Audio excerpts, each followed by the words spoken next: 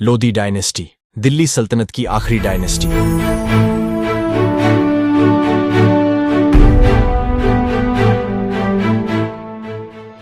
बहलोल लोदी एक अफगानी कबीले लोदी कबीले की एक ब्रांच से बिलोंग करता था और वो एक मिलिट्री बैकग्राउंड वाली फैमिली से भी आता था। बल्कि उसके चाचा तो सैयद डायनेस्टी के नीचे सरहिंद के गवर्नर भी थे। उसके चाचा की मौत के बाद वो सरहिंद का गवर्नर बना और बाद में लाहौर भी उसके कब्जे में आ गया। इसके साथ साथ बहलोल लोदी घोड़ों की भी खरीद फरोख्त करता था। 1440 में उसने कुछ घोड़े सैयद रूलर मोहम्मद शाह को बेचे। मोहम्मद शाह को उसके घोड़े पसंद आए और उसने बहलोल लोदी को एक फरगना और अमीर का दर्जा दिया। 1440 में ही मालवा के सुल्तान ने दिल्ली पर हमला किया। इस स्थिति से निपटने के लिए मोहम्मद शाह ने बहलोल लोदी से मदद मांगी। बहलोल ने अपनी मिलिट्री पावर और सूझबूझ से इस जंग को जीतने में बड़ी भूमिका निभाई और अब उसके कब्जे में पंजाब का भी एक बड़ा हिस्सा आ गया। इस समय तक बहलोल लोदी की इमेज एक काफी पावरफुल शख्सियत के रूप में हो चुकी थी और सैयद सुल्तानों की इमेज ठीक इसके उलट थी। इन्हीं सब चीजों का फायदा उठाते हुए बहलोल लोदी ने 1443 और 1447 में दिल्ली पर कब्जा करने की कोशिश भी की, पर वो असफल रहा। और फिर आगे तो हमें पता ही है कि आलम शाह के वजीर हामिद खान ने बहलोल लोदी को दिल्ली आने का न्योता दिया और कमजोर आलम शाह ने भी खुद ही गद्दी छोड़ दी और बहलोल लोदी दिल्ली सल्तनत का सुल्तान बन गया और उसने लोदी डायनेस्टी की नींव रखी। बहलोल लोदी ने 1451 से लेकर 1489 तक शासन किया। बहलोल का शासन अधिकतर लड़ाइयों से भरा हुआ रहा, खासकर जौनपुर सल्तनत से, जिसका कब्जा उत्तर प्रदेश और बिहार के कुछ हिस्सों पर था। बहलोल लोदी काफी हद तक विद्रोहियों को दबाने में सफल रहा और साथ ही अपना एक्सपेंशन भी किया। 1489 में उसकी नेचुरल डेथ हो गई और उसने अपने बेटे सिकंदर लोदी को अपना सक्सेसर बनाया। सिकंदर के सुल्तान बनते ही जौनपुर, जिसे बहलोल लोदी ने कैप्चर करके अपने बड़े बेटे बरबक को वहां का वॉयसरॉय बनाया था, ने खुद को लगभग इंडिपेंडेंट घोषित कर दिया। सिकंदर ने इस विद्रोह को दबाकर अपने बड़े भाई को माफ किया। सिकंदर ने शर्की डायनेस्टी के राज को पूरी तरह से खत्म कर बिहार के कुछ इलाकों पर भी कब्जा किया। सिकंदर ने अपने राज में बहुत से मंदिरों को तोड़े और साथ ही हिंदुओं पर कई रेस्ट्रिक्शन भी लगाए, जबकि उसकी मां खुद एक हिंदू थी। सिकंदर एक कवि भी था और साथ ही उसने कई संस्कृत ग्रंथ को फारसी में ट्रांसलेट भी करवाया। सिकंदर ने 1504 में अपनी राजधानी दिल्ली से आगरा शिफ्ट कर दी और 1517 में उसकी मौत बीमारी के कारण से हो गई। सिकंदर के बाद उसका बेटा इब्राहिम लोदी अगला सुल्तान बनता है। इब्राहिम के शासनकाल में जो सबसे बड़ी दिक्कत थी वो थी उसका अपने ही वजीर पर भरोसा न करना और उन पर स्ट्रिक्ट पॉलिसीज लगाना, जिसकी वजह से बहुत से विद्रोह हुए। इब्राहिम से परेशान होकर उसके चाचा आलम खान और पंजाब के गवर्नर दौलत खान ने जहीरुद्दीन बाबर को दिल्ली आने का इन्विटेशन दिया। बाबर ने इस चीज का फायदा उठाया और अपनी सेना के साथ पंजाब और लाहौर पर कब्जा कर लिया।